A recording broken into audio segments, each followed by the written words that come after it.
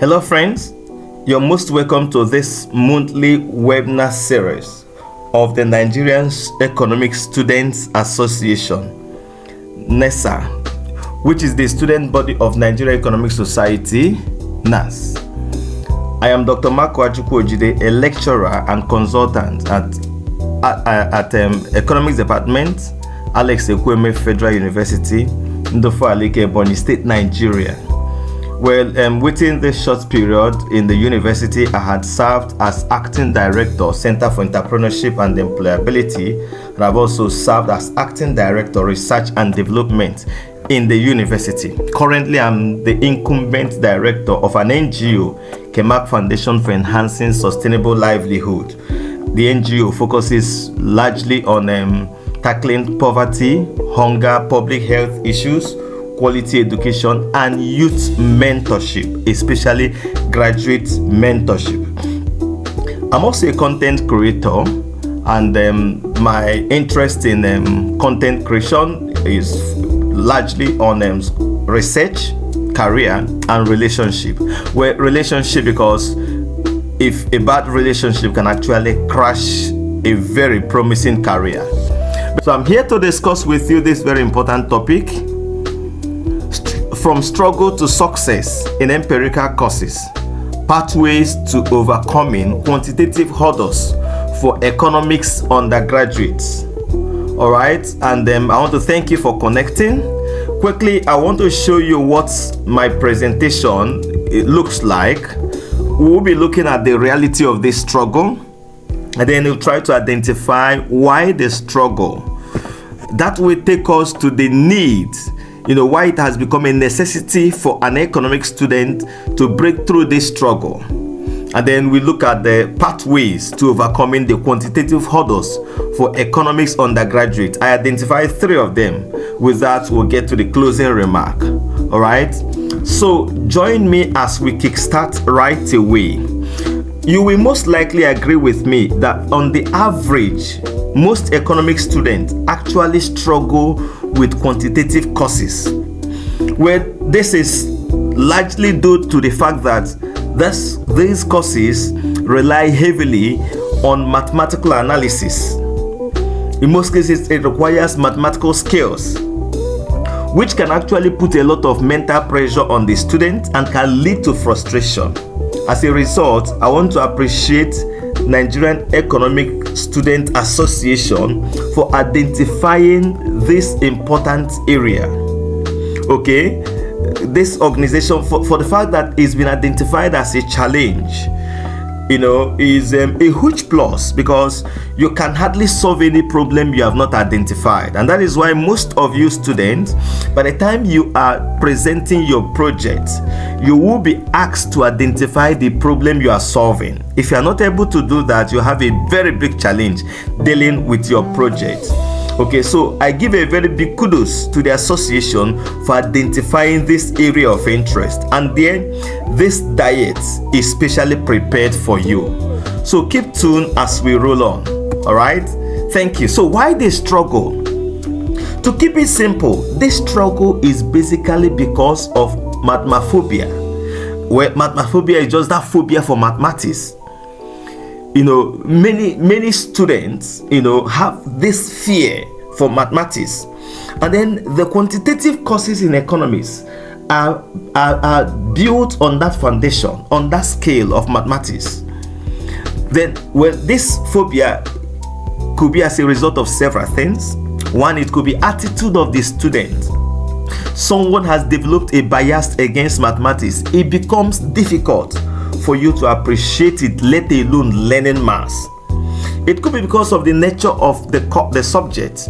Often is very abstract. Okay, and because you are not able to quickly connect it to reality, it becomes difficult to associate with.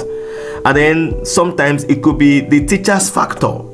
If you're a student who had a very bad mathematics teacher, who is equally suffering mathemaphobia, but have found himself doing that as a job, as a matter of necessity, if you are not careful, this teacher can transfer that phobia to the student. So the teacher's factor is also there. And then for some students, basically they just have very poor background in mathematics from nursery school, perhaps primary school, secondary school. That's poor background, and somehow they have found themselves in the university. So that phobia has not been handled. Many students get so worried. I had this student in the university. I was supervising a set of students in a particular year, and normally the way I handle my students, I organize them as a research team. So we discuss the project. The idea for me is that somebody who is doing time series can learn from what those who are doing cross-sectional are doing, and then the people doing cross-sectional can also gain idea when those who are doing time series are presenting or discussing their work within our research group. So that particular set, I will invite them for presentation. This student was not forthcoming until I asked for her contact and invited her to the office and said, "What is your problem here?" She says, "Sir, I'm so sorry. I must confess to you, I've been so afraid of quantitative courses, and I know that this involves mathematics in projects, so I don't know how to start it at all, and that is why I've been so afraid to come." I say, well, that is just by the way. The reason why you are given a supervisor is someone who will guide you, who will mentor you, someone who will be like someone who is like teaching you how to ride bicycle, putting your hand on the handles and holding you to roll you a little until you are strong enough to run without aid. I want you to calm down and join us in this meeting. And so she was able to connect with the class, and I bet you at the end of that session, well, her project may not have been the very, very best, but she was rated among the best presenters, to a point where someone even had to dash her money during her presentation. Okay, so this phobia, if it's not properly handled, can follow the student up to the point of graduation. That's the point I'm making. It's just that I identified her and I began to work on her. By the time she was leaving, she left a better person. Okay, so let me quickly look at this, why this struggle in using 4 points. In the next 4 slides, I will show you further explanation why the struggle is there. All right, so the first one is the fact that it has a lot of it puts a lot of mental demand on the student. Quantitative courses, by definition, require high level mental or cognitive processing, and this may require students to probably memorize formulas. Okay, you find a way that you code these formulas, or you find a way of memorizing it and remembering the formula. And then it also involves comprehending complicated concepts. Sometimes these matters are presented as concepts to the student, which require that the student needs to understand it. And often you hardly see application of these concepts, making it more abstract for the student, and it puts a lot of demand on the student trying to decode the concepts in mathematics. This may be very intimidating for some, especially for those who had very weak background in mathematics. That is part of why they struggle a lot in the university. Number 2 reason is basically lack of foundational skills. Many students gain admission to study economics or related courses with obvious gaps in their understanding of mathematics. Such poor understanding of algebra, such as the poor understanding of algebra, and maybe calculus, and then statistical aspect, those basic statistics they teach in secondary school. Once a student is not able to understand it, and you have found yourself in the university, it adds to your trouble. So these fundamental skills are actually required to understand the little advancements in quantitative in economics. Now, at first year, a level of mathematics courses, statistics courses are introduced to the students, and those introductions are meant to be built on the foundation you came with from your secondary school or high school. So imagine someone finishing secondary school or high school without the foundation, And here is a very wonderful lecturer in mathematics or statistics trying to lay a block on non-existing foundation. So this becomes a huge challenge for the student. All right. So once the foundation is not there, this can be a very big challenge for the student, and this can actually follow the student all the way. I had a student in the university I was mentoring. Okay, I got to know her when she had a challenge, by the way. And then what was the challenge? She couldn't pass the basic mathematics, Maths 101, at first year, and had done carryover second year. She couldn't pass. Third year, she couldn't pass. Here she is in final year, with the pressure of trying to graduate with her set, and yet she had that first year mathematics to deal with. Somehow she got tempted, and so she recruited someone to write that maths course for her. Unfortunately, she was caught. She faced panel in the university, and the university, for certain reasons, decided to expel her together with the person who was writing for her. That was a very, very big blow on that young lady. That was when I got to know her, because it affected her, it destabilized her, and she was about doing something crazy. So we had to intervene, trying to calm her down emotionally, trying to encourage her not to give up.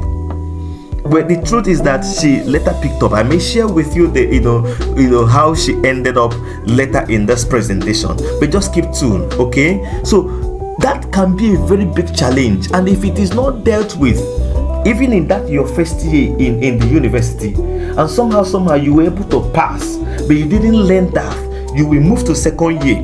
More blocks will be added to non-existing foundation that will be weighing you down as a student, and then you now go to third year where a little advancement are introduced.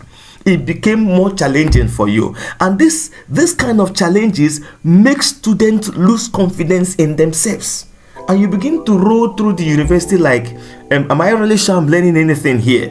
Because even the other aspects that are theoretical you're supposed to learn, because of the challenge in the quantitative aspect, you even lack confidence in yourself, believing that thinking you did not understand those ones too.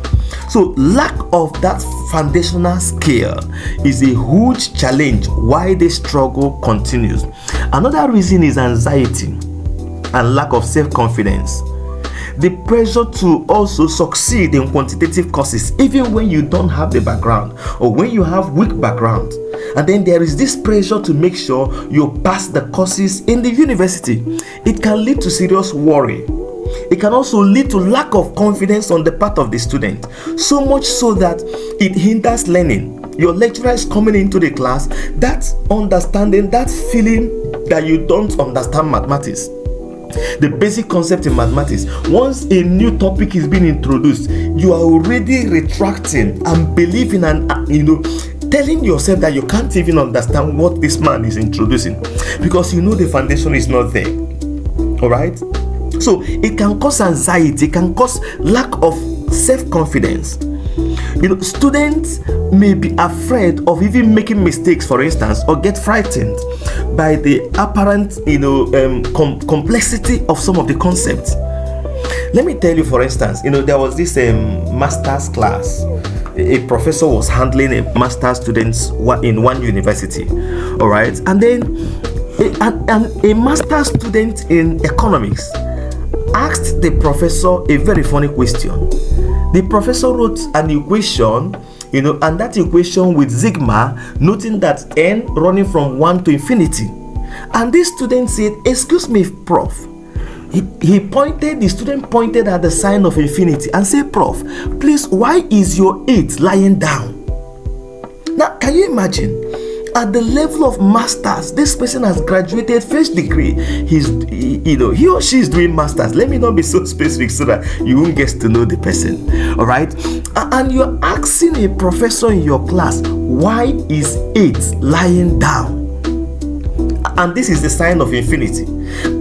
This is basically a case of poor background, and the student managed to pass through the 4-year program or whatever number of years he did the program in the university undergraduate, graduated without knowing the sign of infinity. So that can put a lot of pressure and anxiety on students. Okay, the next is the fact that it can lead to serious emotional challenges. The obstacle in quantitative courses can be quite emotional. It can lead to some students breaking down, feeling overwhelmed by the required efforts and the perceived difficulty of some of these courses. By the time you look at the course, if you looking at the course content, you're already afraid, you're already overwhelmed. I'm not sure I can flow in this one. So this could be a lot of setback. This can actually lead some students to become what I call lawful captives in the hand of their lecturers. A student, for instance, could walk up to the lecturer and say, "Sir, sorry, I don't know this course and I want to pass. Whatever is the price, I'm ready to pay it." For me, getting to that point has made that student become a lawful captive because of what you think you don't know. You have gone to sell yourself out so cheap. Alright, so a good foundation in quantitative courses can actually help you preserve your dignity as a student all through your experience in the university. Let's quickly look at the other issue. Why breakthrough is important. Why breakthrough in empirical courses is a necessity. Why is it a necessity? If you see this young man with this blocks wall before him, he had to use something that looks like Monday hammer to crack it open. Otherwise, he can't make advancement. Unlike this hand too. This is like a barricade. This is like a wall stopping this person from advancing. He had to use his hand to push through. So why is it a necessity for you as a student to break through this challenge? Maybe you are some student in penultimate years, like third year of 4-year program or final year, students. Maybe you are one of them, and you have begun to face some of the kind of questions some of us asked ourselves, as students in the university. You could begin to ask yourself, what have I even, learned in this experience? I'm about to graduate. If I claim to be an economist, what have I learned? What is it that makes me different from graduates from other management courses or social science courses? If I say I'm a graduate of economics, what makes me different? What marks me out? If that is your challenge, friend, you are on the pathway to breakthrough. Okay, if you have learned something and that is not a concern to you, congratulations too. But if you are facing that question currently, I bet you are on the pathway to breakthrough. Can I tell you at this point that as economists, one of our strongest strengths is in the ability to follow a standardized approach to throw-up figures to substantiate our points, our suggestions, our policy options. Okay, so if you are an economist and your concern is just to debate with people, speak grammar, try to argue, on issues without providing evidence to substantiate your point, then you are not different from others. What makes you different is in that your ability to provide evidence-based policy options, possibly with implications. For instance, a typical economist could finish analysis and then is bringing policy option on the table, and then is telling you there are 4 policy options that can be used to address a particular problem. Policy 1 is fine and these are the implications. Policy 2 is good, these are the implications. Policy 3 is good, these are the implications. Policy 4 is good, these are the implications. Alright, so if you're an economist and you're able to handle matters this way, people will give you attention. If, for instance, you are appointed in the government and you are only bringing only one option on the table without alternative options and their implication, if you are not careful, very soon you will lose your relevance. But if you are someone who brings several options on the table based on quantitative analysis, and you are pointing out the implications of each of the options, people will want to listen to you. All right? So economy students are required to learn the quantitative courses during the program, because that will help you gain the ability needed to assess in economic data, needed to develop and test economic models, and also make sound judgments or sound decisions based on evidence. So quantitative skills are very, very essential for any economic student in this century. They are so essential, because for you to really understand even the theories, in most cases you may need to throw up figures. Quantitative skills have become so increasingly important in today's data-driven world, where firms, organizations rely heavily on quantitative analysis just to make their plans, their strategies, their risk management. So if you are required, if you are equipped, for instance, with quantitative skill as an economist, I bet you there you can almost work in any sector of interest. If you are an economist and you're equipped with quantitative skills, you can work in any sector of the economy. You can work in the aviation, you can work in the oil and gas, you can work in the tech, you can work in the institutions of government, you can work with international organizations, you can work with NGOs, you can work anywhere. So what I want to encourage you, good friends, to do is to begin to develop interest in quantitative courses. If you develop interest and you learn the skills, you'll be doing yourself so much good. Essentially, I worked in some other places before I joined the university, and one of those places was with an IT firm in Lagos, Nigeria. They needed a senior marketer, a senior marketer, and then I saw a clause in the advert that they were interested not just in marketers per se, but people who will market based on research. So I applied and demonstrated that I have this research skill, and that was how they quickly recruited me. So I started working with them, but I wasn't just launching out like any other marketer. Before I launch out, I do the basic research. I review the particular target market. If it's a particular industry, I try to find how do I get the contact, who is the decision maker here. Okay, otherwise if you meet the wrong person, you may get the wrong answer. Who is the decision maker here?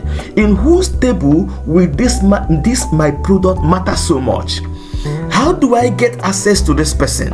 Once I have finished all of that and I tell my boss, sir, I need to visit so and so firm, he will now provide a facility for that movement. And in most cases, you discover that you don't just go out and come back without good results. So market research is part of the research. It's part of the things you can do as an economist.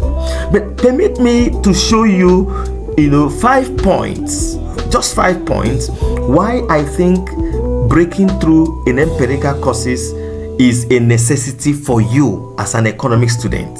Is a necessity. Now, the first one is analyzing economic data.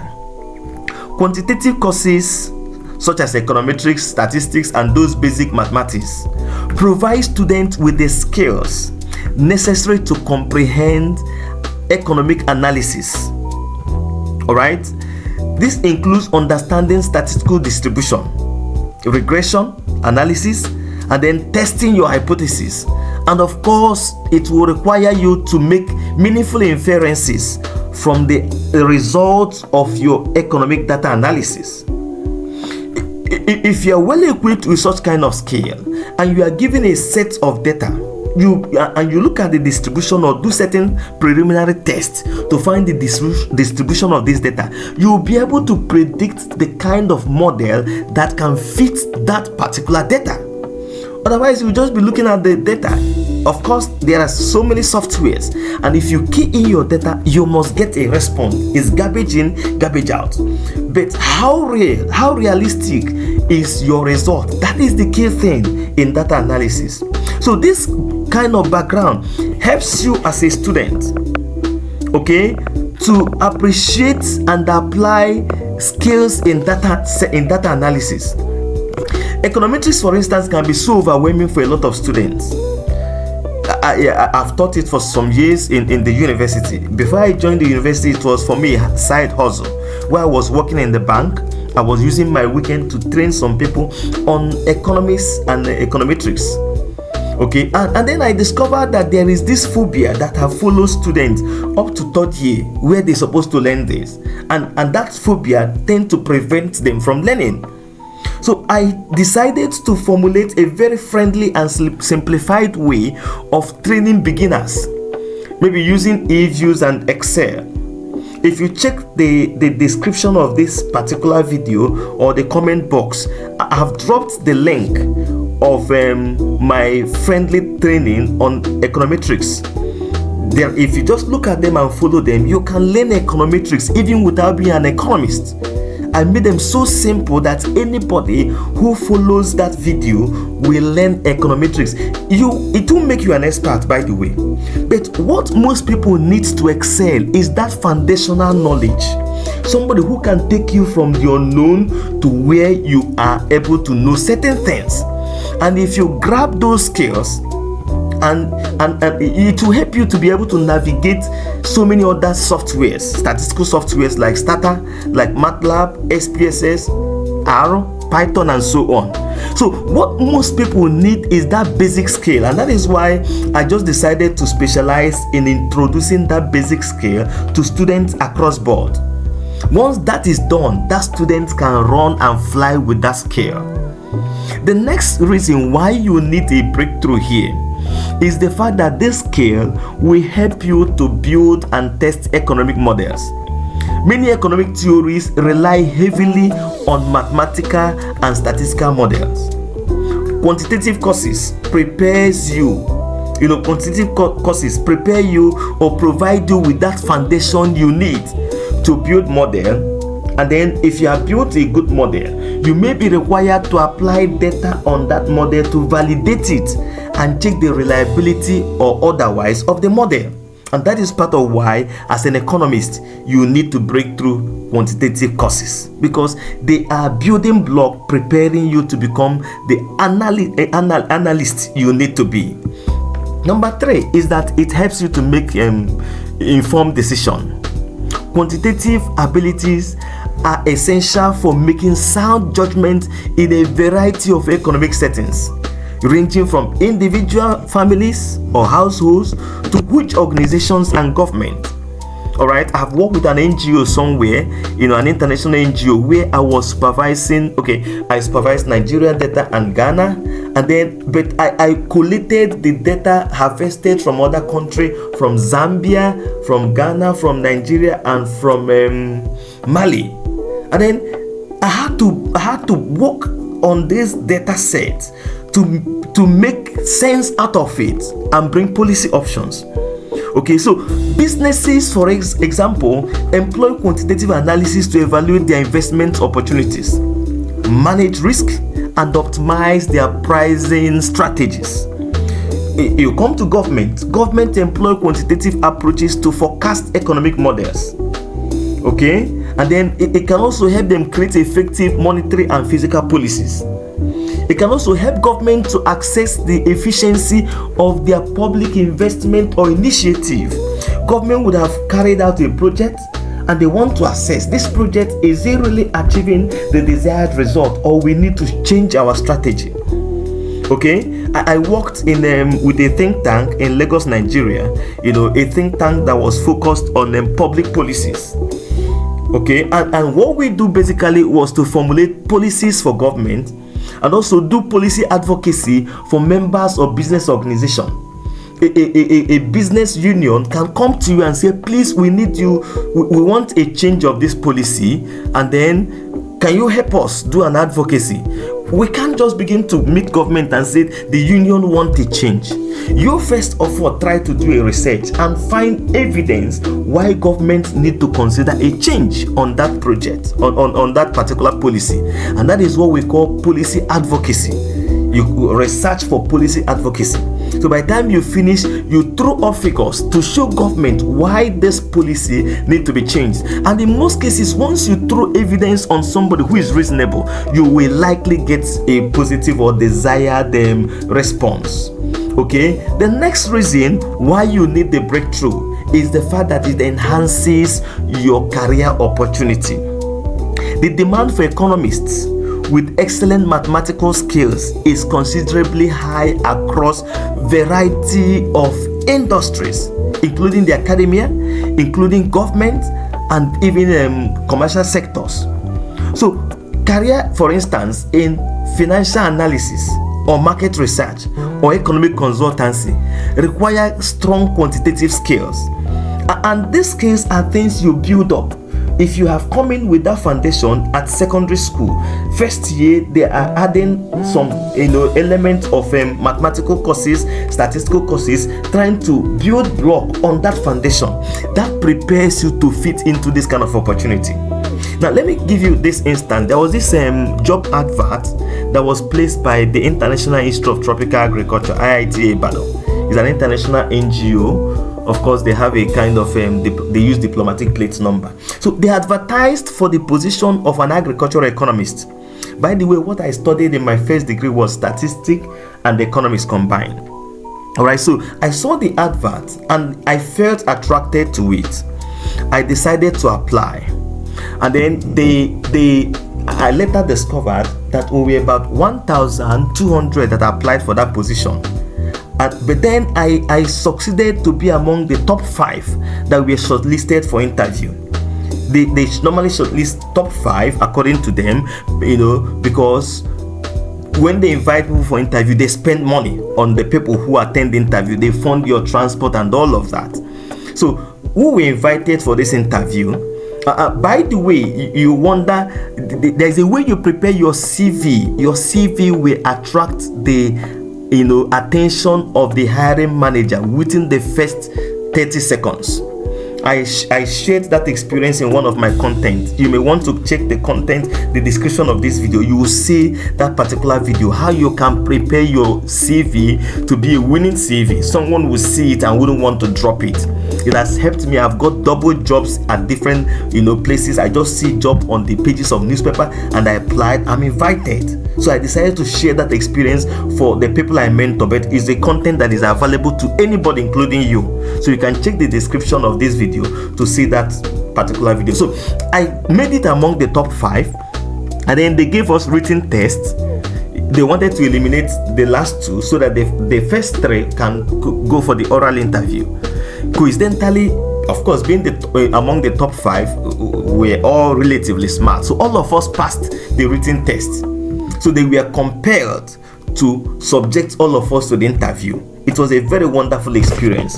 Now, when it got to my point, and then they posed this question to me, because I seem to be the only one without agricultural background who were in that top 5. They posed this question to me: young man, you applied for this position even when you did not study agric. So tell us, why are you here? And then I smiled and I told them I was waiting for that question. That the truth is that when I looked at your advert and the job description, I felt it's something I will fit in doing, and doing it well. The reason is simple. Those who studied agricultural economics, they actually try to learn our tools. Those econometrics, those analysis we do in economics, they try to learn it to add it to what they are doing in agric. That tool is what I am conversant with. I can handle the tools to solve your problem. So when I saw your advert, I felt you were not necessarily looking for someone who studied agric, but someone who knows how to manage the tools you need for your work. And that tool is something I can handle very well.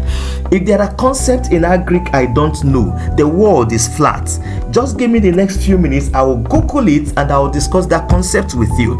And if I need to use it to interpret my results, I will apply it there. And that is why I applied for this job, and it's something I can do for you. And then we talked, and finally, by God's grace, I actually got that job, and it was a very wonderful experience. They exposed me to a lot of things and gave me international exposure too. So what am I saying, good friend? If you become skillful in data analysis in economics, even if for any reason you are leaving the university with a very poor CGPA, you are graduating with third class, for instance, it is the best you can do for yourself is to make sure you learn the skills. If you learn how to manage or handle quantitative skills, quantitative data analysis, it gets to a point where nobody will care again what your grade is in the university, because everybody is looking for who will deliver, not somebody who is carrying a very fantastic result. Please do not misunderstand me. I encourage my students to do their best to graduate with first class. But for any reason you miss it, please don't miss learning data analysis. That's the point I'm trying to make, because if you do learn it, people will come for you. They will add value. They will invite you for interaction. The other thing, it becomes a challenge because many applications you may want to apply and they say first class or second class. You are denied the opportunity. And that is why you need to do your best to graduate with good grade. But if you miss it, please don't miss learning data analysis, so that when the matter is who will deliver, your attention will be drawn. Okay?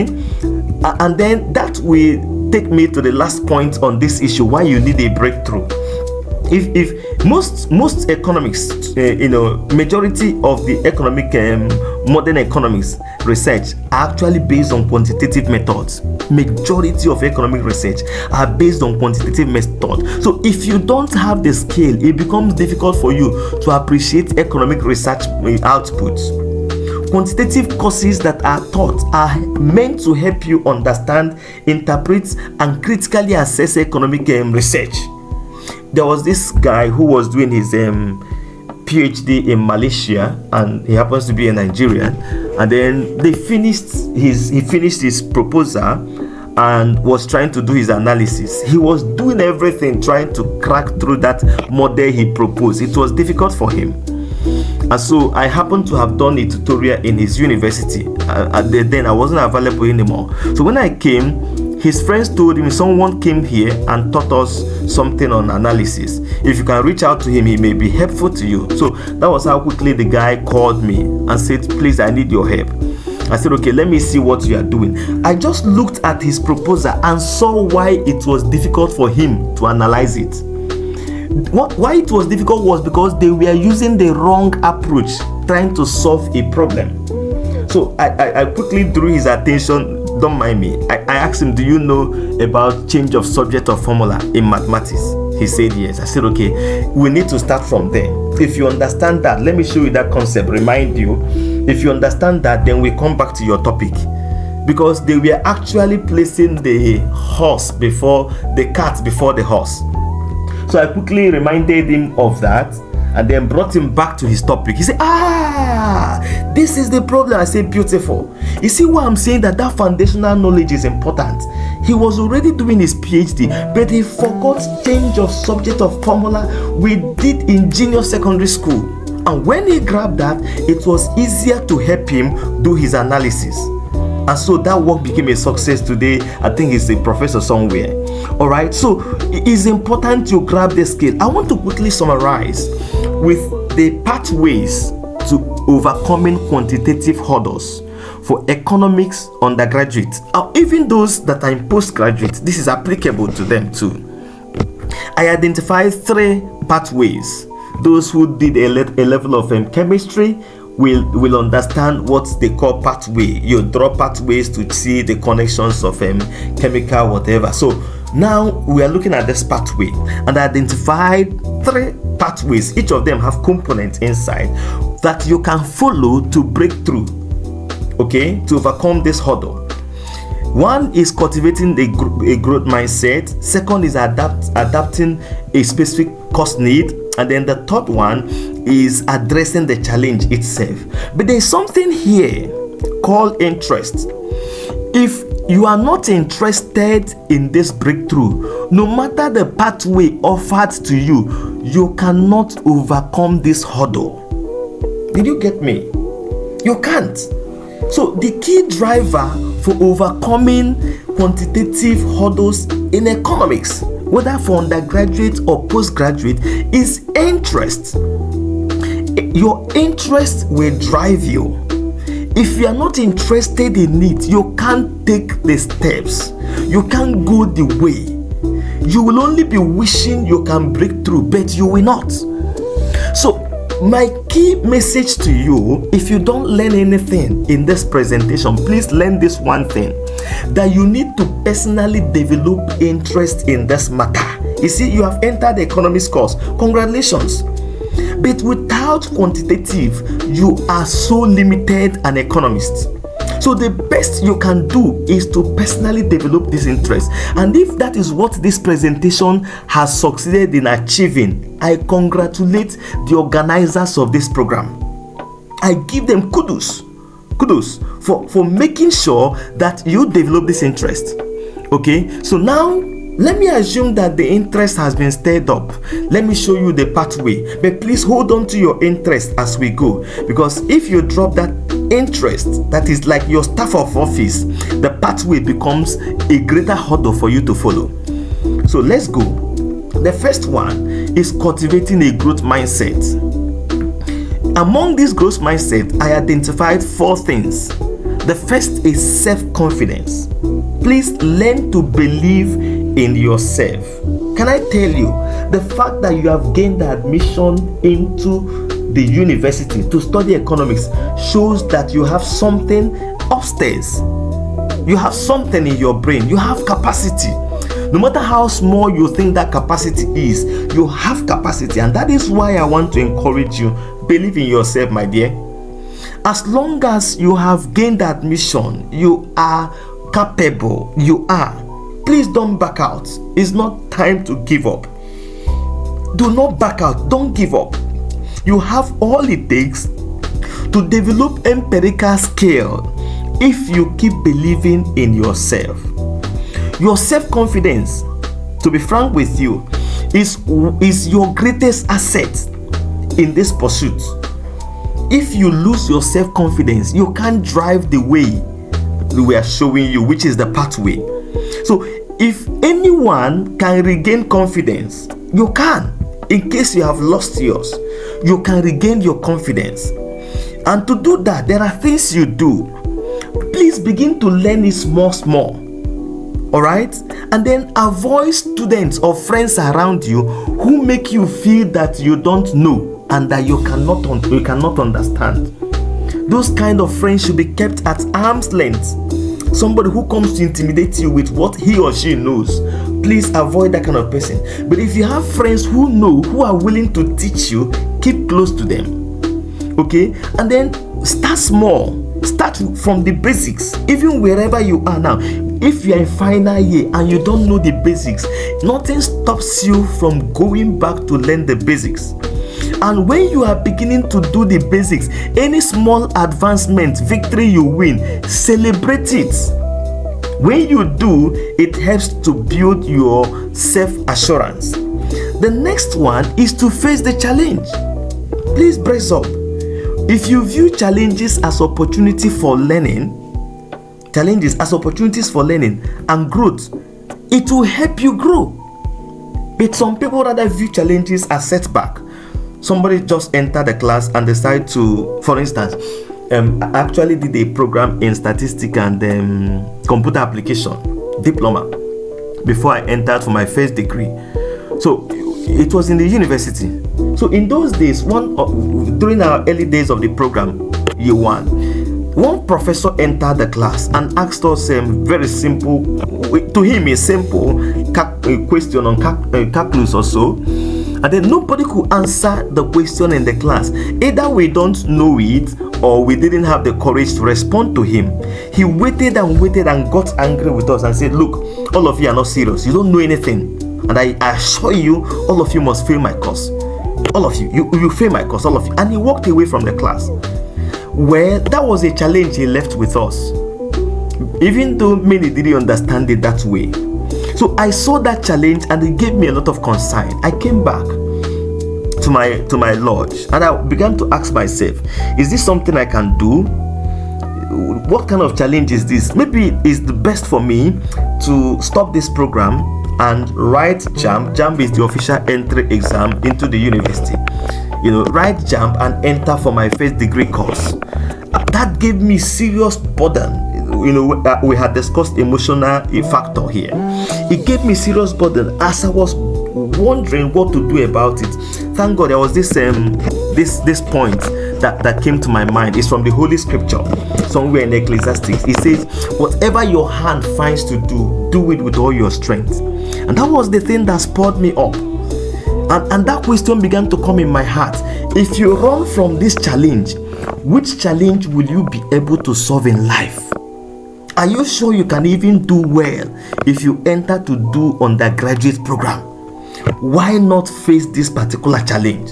And that strengthened me. I refused to see it as a setback. I decided to start studying the course, reading the course, join study group.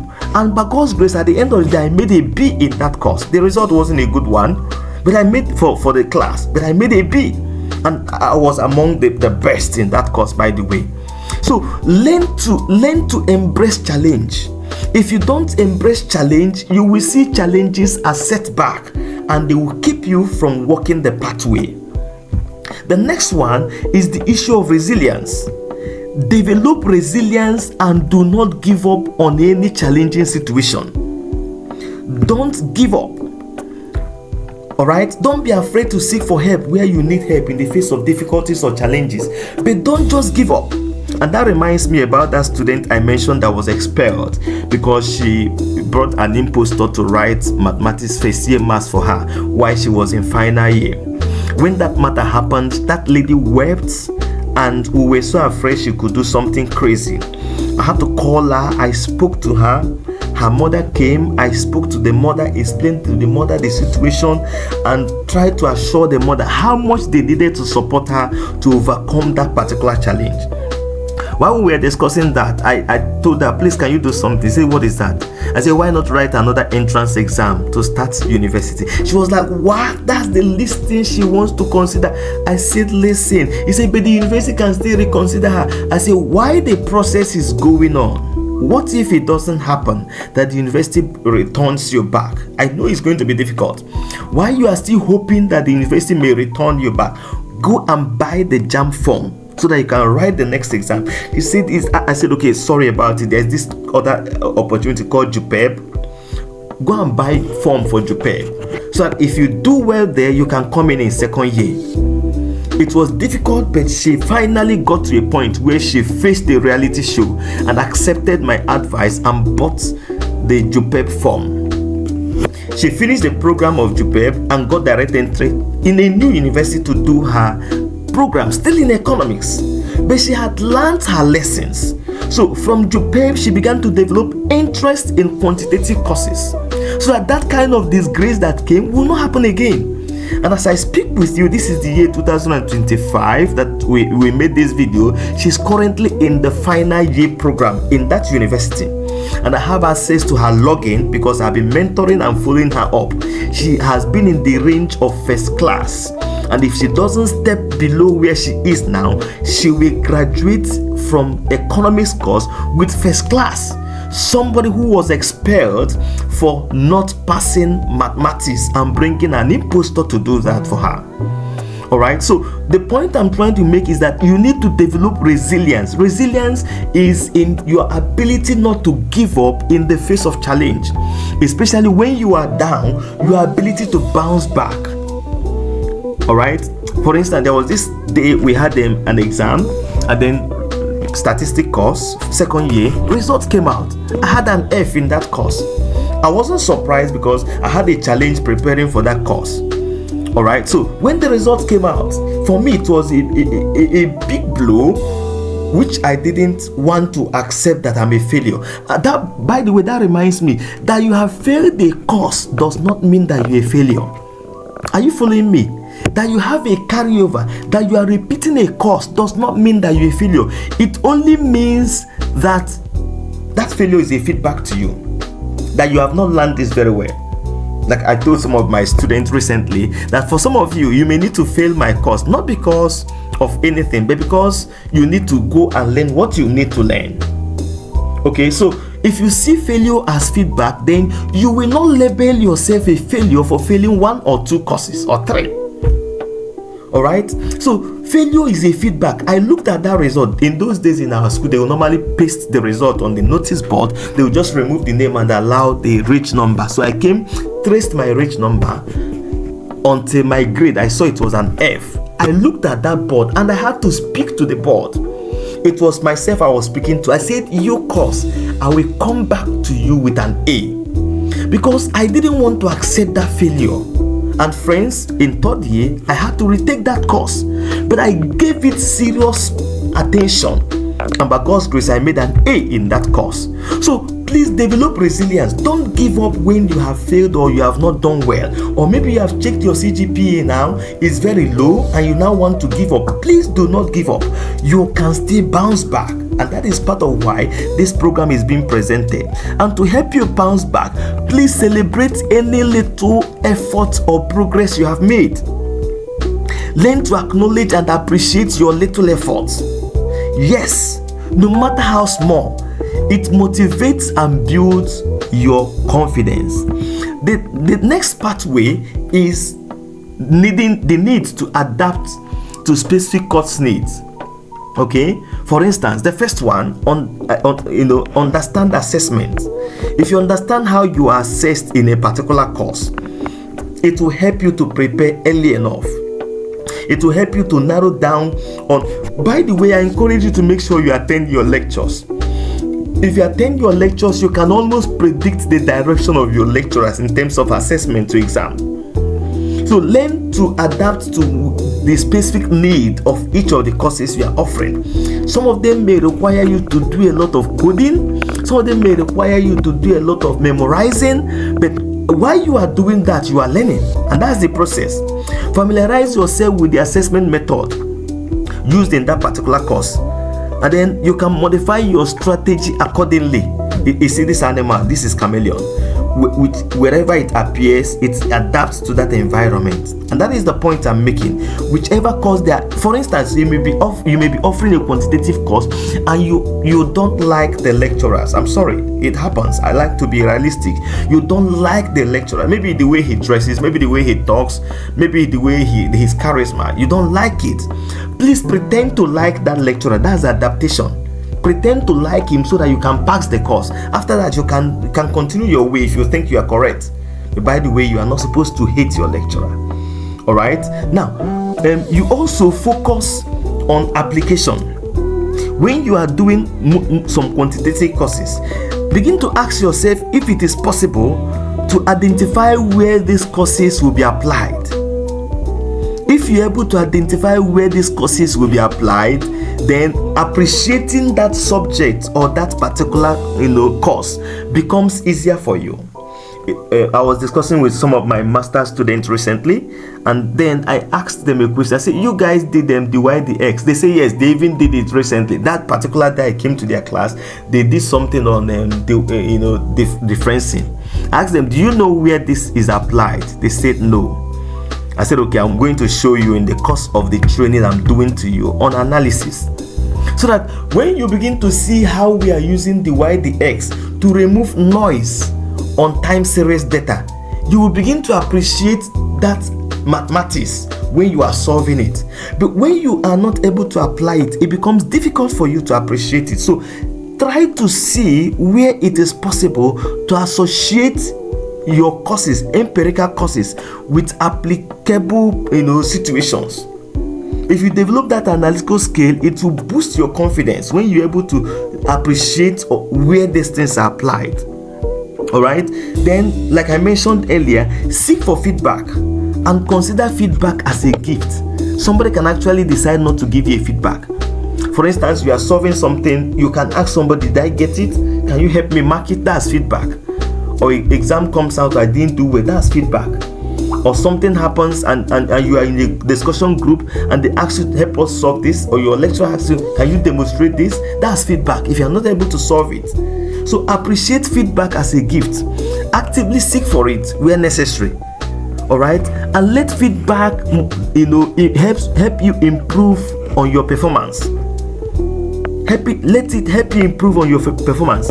Don't let feedback set you back. Let feedback help you improve. Let it be your stepping stone. So let's get to the last pathway so that we can summarize this discussion. Thank you for your time, by the way. Now, the next one is the need to build or rebuild strong foundation. Building where it does not exist. Sincerely, you might have got yourself into the university, first degree or master's or PhD, and there is no foundation in terms of quantitative, basic mathematical concepts you don't know. Please don't try to sweep it under the carpet. The best you can do is to go and retake those courses. I didn't say you should repeat the courses. Go and read those courses. For instance, nothing stops a student in the university from picking mathematics textbook of secondary school or high school to try to read it again, to appreciate some of those things you should have learned that you didn't learn. If need be, you can even look for a tutorial. You can pay the person that I want to learn mathematics, and the person will begin to teach you some of those basics so that you can have a good foundation on which the lectures in economics that are quantitative inclined can be built on. So I need to learn the basic algebra, the basic calculus before an advanced courses begin to come. So you can walk through examples, do the exercises if there are exercises there. Please don't just read mathematics like novel. When you read, keep empty paper beside you, solve questions. As you solve them, you are internalizing. There was this course I did, multivariate analysis, and it involved a lot of proving. Sometimes some of the proof could be like foolscap sheet and half or 2 foolscap sheets before you finish proving a particular equation. I remember one night I was reading it. Reading it for me was like looking at the thing that has been solved and recopying them on my own paper. I recopied the first one, recopied the second one, recopied the third one, recopied the fourth one, recopied the fifth one. This is a proof that is like a foolscap sheet and half. You follow each step. As I'm recopying it, I'm trying to understand how they move from level 1 to level 2 to level 3. Trying to understand them. And then when I did it 5 times, I covered all of that material and tried to recopy it, so to say, tried to solve it myself. When I finished, I compared my result with the original and marked myself. That's feedback. I saw where I missed the steps, and then I covered it again, did it the next one, the 7th one, and it sticked. Incidentally, I entered the exam. Funny enough, out of about those 10 questions I was trying to crack that way in terms of proof, 2 of them came out verbatim in the exam. They didn't change anything, and they asked us to prove it. So gladly, I quickly continued that process, finished 2 of them, and there were 2 questions out of 3 we were meant to answer. They gave us 5 questions to choose any 3. So I quickly did those 2. And then I was so happy. I quickly bowed my head and said, God, thank you, because I passed this course. Let me now solve 1 question so that it will look like I came for this exam. And quickly, that was a very good result for me. So please learn to build or rebuild this foundation. Okay? Then seek help where need be. Utilize tutorial. If you are not very good in any course, look for tutorial or study group. When I was in the university, like I did statistical economics, I had a study group in economics. I was the one teaching them. I was leading the group, so to say. I belonged to another study group in statistics. I was the learner there because I had friends who were doing better and I was learning from them. So seek help, and if need be, you can also use online educational resources. Most of the concepts you are doing in school, where it's difficult, put your data, Google it, and see whether someone has done it in YouTube. And then when you see how they have done it and you follow that practical example, you will also learn. And consistency is also very, very important. The other point I need to make as we summarize is the issue of time management. Set realistic time schedule for your courses. Design a timetable to include all the courses you are offering, including the quantitative courses. If you don't do that and you want to be reading randomly, you will discover that you'll be reading those courses you think they are easy, and you will never read the quantitative courses until towards exam. Then the pressure will come. But if you set your timetable every week, I will read each of my courses. So when it gets to the time to read the quantitative, you will be compelled to read it. If you are disciplined enough, it will become like a bitter pill, a bitter drug you need to take so that you can live. A bitter medicine. All right. So it is important you set your timetable in a way that you include all your courses. I had this friend who was doing so well in the university, and then he took first year courses. He took 9 courses and he made 9 A's. I went to him and said, "Good friend, what really happened here?" He told me, "Look, as a matter of fact, then they were giving them handouts in their school that he would hardly write in the exam without reading each of those handouts 20 times. I was like, "For real?" He said, "Yes, I'm a Christian, I won't deceive you. I read them 20 times. I said, "Wow, this is a mind-blowing information." I said, "Okay, that's fine. So how do you do it?" Now, to do it, if for instance, in your school, you don't offer handouts or material, what you need to do, as a matter of fact, I tried it, and to be frank with you, the maximum I did was 9 times in one particular course. And for me, that was like one of the easiest courses I wrote in the university. Because when I read one exam question, it was as though I was seeing the notes placed before me, that the answer is on the second paragraph of the last page. You almost visualize this material because you have read it again and again, and that is one good way to succeed. We are talking about good study habits. Adapt to study habits that is good for you. What is good for me may not be good for you. My friends will go to night class and read. I discovered that it wasn't good for me, so I stay in my room and read well. Alright, so find what is okay for you and adapt that strategy. Minimize distractions and look for conducive environment where you can study. And when you are studying, please take note, especially for quantitative courses. And then the final point I want to make here on this pathway is to try to build a good and professional relationship with your lecturers or your tutors, so that when you have challenge, you can refer to them for guidance. Actively participate in the class. That will help you actually get into that kind of professional relationship. Then ask questions where necessary questions. Okay, and then if you do, it will help you to clarify your doubts early enough. If you have a lot of confusions popping up in your mind and you don't ask for clarification, those doubts will continue to build up, become like snowball until it becomes a very complicated challenge, difficult for you to handle. All right. So thank you very much for joining. So the point I'm trying to make as I summarize is that you may have early challenge in quantitative courses. That is not a problem. Studying economics and getting to know the empirical economic courses, it goes a long way providing you with a lot of benefits. So whatever early challenge you are having, find a way to overcome those challenges and begin to appreciate empirical quantitative courses in economics. Why? Because they provide major benefits, such as greater analytical skill. You have this analytical skill, and when you have that skill, friends, it boosts your confidence. Try to learn how to do data analysis. Your confidence will grow, and then it also gives you that critical thinking ability, and then it helps you to better understand real world economic concerns. You can become a consultant, and of course that will equally improve your employment chances. There are a lot of need for economists who are very, very conversant with data analysis, virtually in every sector. Mention that sector and I'll tell you your position in that sector if you are quantitative inclined as an economist.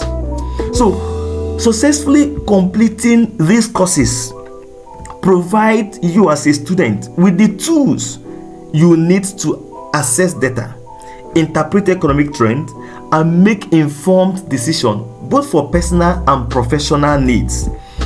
So I want to encourage you, good friends, to pay attention to this matter. If anybody has overcome it before, you can overcome it. And that is why we have presented this to you. Thank you very, very much for participating in this program. I'm so happy you have followed us up to this point. And may you permit me to also appreciate the President and Chairman, Governing Council, the Nigerian Economic Society, Professor Adola Adeni Koju. He is the one that is making sure that our students in economics are carried along in terms of this training.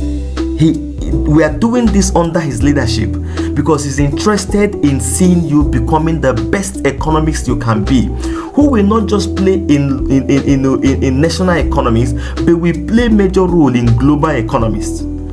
All right, there's this my student who did so well in our university, and then he applied for scholarship in US and got that scholarship to do masters in US. He's currently doing his PhD in US, full funded, and he's already been prepared and positioned to play well in global economics. And someone like you can get there. Permit me also to appreciate my very good friend, Dr. Chukunonso Ekesiobi.